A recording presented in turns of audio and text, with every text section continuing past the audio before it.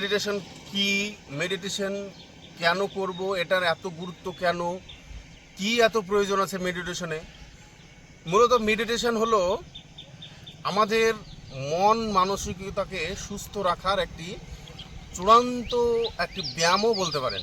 কোনো জায়গায় মনোযোগ আসছে না যে আমরা এই কাজটা করব, বা পড়াশোনার ক্ষেত্রে হোক বা কোনো কাজে হোক বা যে কোনো ক্ষেত্রে মনোযোগ আসছে না, সেই ক্ষেত্রে মেডিটেশনের মাধ্যমে আমরা কিন্তু সেই মনোযোগটা নিবেশ করতে পারি।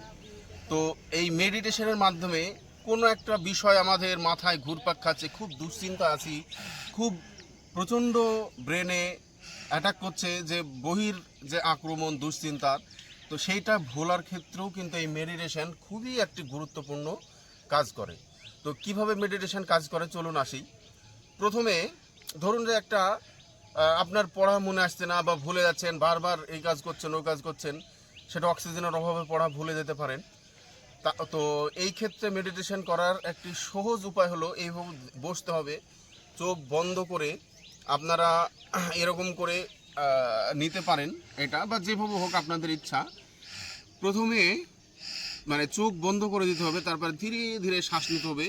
আপনাদের মনোযোগ থাকবে শ্বাসের উপরে, যে আমি কিভাবে শ্বাসটা নিচ্ছি, কত ধীরে ধীরে নিচ্ছি, কত স্লো মোশনে ছাড়ছি। তো সেই ধীরে ধীরে এরকমভাবে নিতে হবে।